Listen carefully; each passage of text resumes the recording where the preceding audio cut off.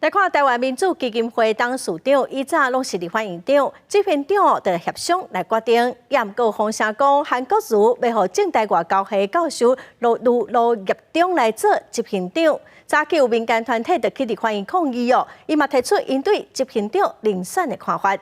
不间断。 民主深化不间断，执行长人选请慎选。无论是共生音乐节，还是人权办道等等，这些 NGO 几若年来伫咧推动人权和民主相关议题，拢有丰富的成果。活动常常因为有台湾民主基金会的帮助，才有通顺利进行。最近传出执行长要由基金会新任董事长韩国瑜点名正大外交系教授罗业中来做。拜二，这些 NGO 代表来到立法院外口抗议，呼吁执行长应该爱符合民主人权的价值。 就我们检视他过往的经历，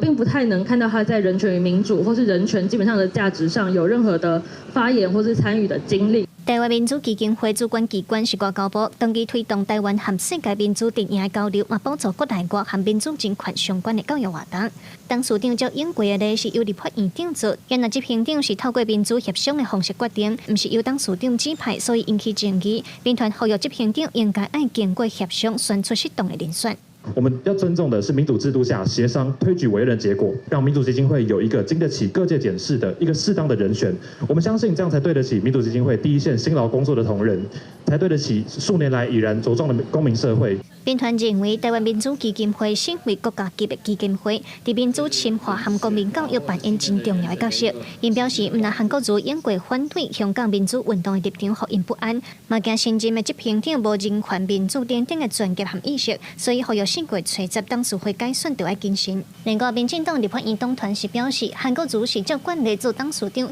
希望执行长也着照惯例由董事会派任。记者卢尚祖、郑春友台北报道。